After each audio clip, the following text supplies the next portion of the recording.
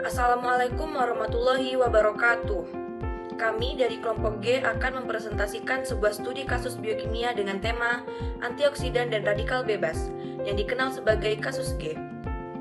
Dalam kasus ini, kami membahas bagaimana radikal bebas dapat menjadi ancaman bagi tubuh. Mereka mampu mengganggu metabolisme, merusak sel, dan memicu berbagai penyakit kronis seperti kanker, penuaan dini, hingga penyakit jantung. Namun, Allah menciptakan sistem pertahanan alami, yaitu antioksidan, baik dari dalam tubuh maupun dari luar melalui makanan. Melalui presentasi ini, kita akan memahami mekanisme pembentukan radikal bebas, efek negatifnya secara biokimia, serta bagaimana antioksidan melawan ancaman tersebut. Yuk kita mulai! Dari kasus ini saya akan menjelaskan tentang pembahasan pertama mengenai mekanisme pembentukan radikal bebas. Pembentukan radikal bebas terjadi melalui mekanisme reaksi berantai yang terdiri dari 3 tahapan utama, yaitu inisiasi, propagasi, dan terminasi. Yang pertama, terdapat tahap inisiasi. Tahap ini, pembentukan radikal bebas dimulai dengan pembelahan homolitik ikatan kimia. Ini mengubah elektron berpasangan menjadi elektron tunggal yang tidak berpasangan, karena memerlukan energi awal yang cukup tinggi. Proses ini jarang terjadi secara spontan. Faktor-faktor seperti suhu tinggi, radiasi ultraviolet, atau keberadaan katalis logam sering menjadi penyebabnya. Salah satu contoh umum adalah reaksi antara asam lemak dan cahaya atau oksigen yang menghasilkan pembentukan radikal lemak atau ermin. Yang kedua, terdapat tahap propagasi.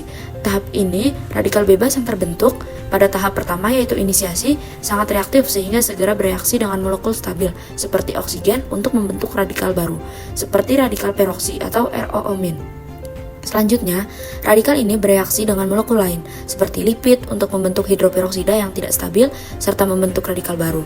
Ini terjadi sebagai reaksi berantai yang terus meningkatkan jumlah radikal bebas, menyebabkan kerusakan lebih besar pada biomolekul seperti lipid, protein, dan DNA. Yang terakhir, terdapat tahap terminasi, yaitu tahap reaksi berantai berjalan hingga 2 radikal bebas bertemu dan saling bereaksi membentuk senyawa yang lebih stabil dan non-radikal. Tahap ini menghentikan reaksi rantai dan menghentikan produksi radikal bebas lebih lanjut. 2. Efek negatif radikal bebas dalam tubuh secara biokimia. Radikal bebas dapat merusak komponen penting sel dan memicu stres oksidatif yang menjadi awal dari berbagai penyakit kronis dan degeneratif.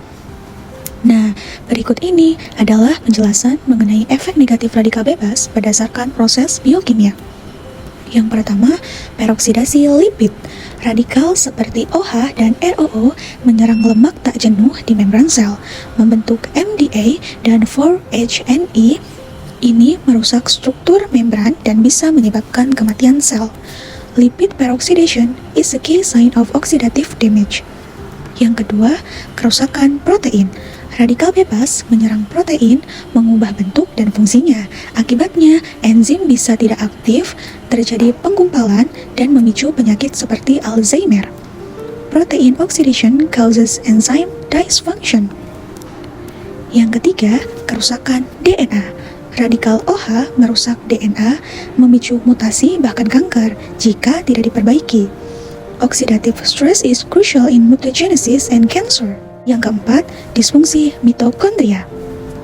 ROS merusak DNA mitokondria dan protein respirasi, menurunkan energi sel atau ATP, serta mempercepat penuaan dan kematian sel.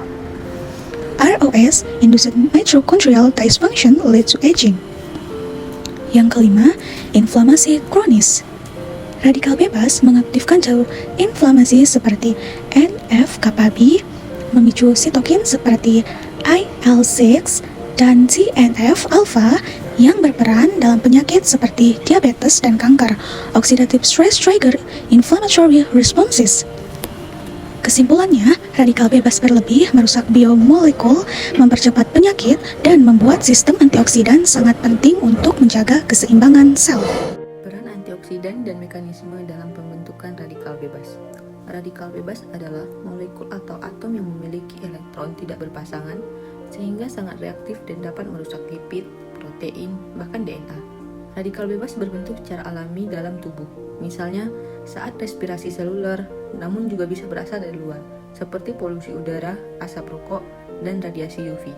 Saat sejumlah radikal bebas melebihi kapasitas pertahanan tubuh, terjadilah stres oksidatif yang dapat memicu kerusakan sel dan penyakit kronis seperti kanker, jantung, hingga diabetes. Disinilah antioksidan berperan penting. Mereka menyumbangkan elektron untuk menetralisir radikal bebas, menghentikan reaksi berantai, dan menjaga integritas sel tubuh. Antioksidan endogen dalam tubuh. Antioksidan endogen adalah senyawa yang diproduksi secara alami oleh tubuh untuk melawan efek merusak dari radikal bebas, yaitu molekul yang dapat reaktif karena memiliki satu atau lebih elektron tidak berpasangan.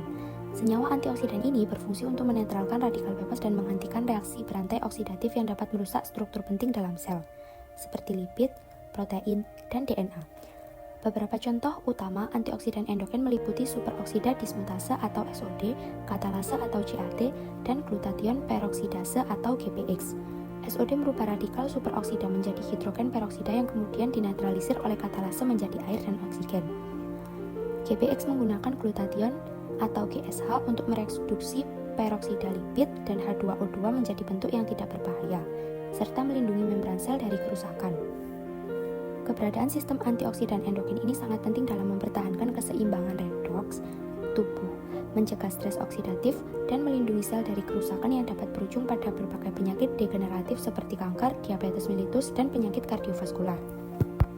Dalam penyusunan materi ini, kami merujuk pada beberapa sumber terpercaya, seperti Lobo tahun 2010, Helliwell dan Guthrie tahun 2015, Falco tahun 2006, serta beberapa jurnal dari Sriyanti tahun 2024 dan Abdullah tahun 2025. Sumber-sumber ini membahas radikal bebas dan antioksidan dari sisi biokimia secara lengkap. Oleh karena itu, memahami mekanisme radikal bebas dan pentingnya antioksidan sangat berguna untuk menjaga kesehatan dan mencegah penyakit kronis sejak dini. Semoga presentasi ini bermanfaat dan menambah wawasan kita semua. Terima kasih atas perhatian dan waktunya. Wassalamualaikum warahmatullahi wabarakatuh.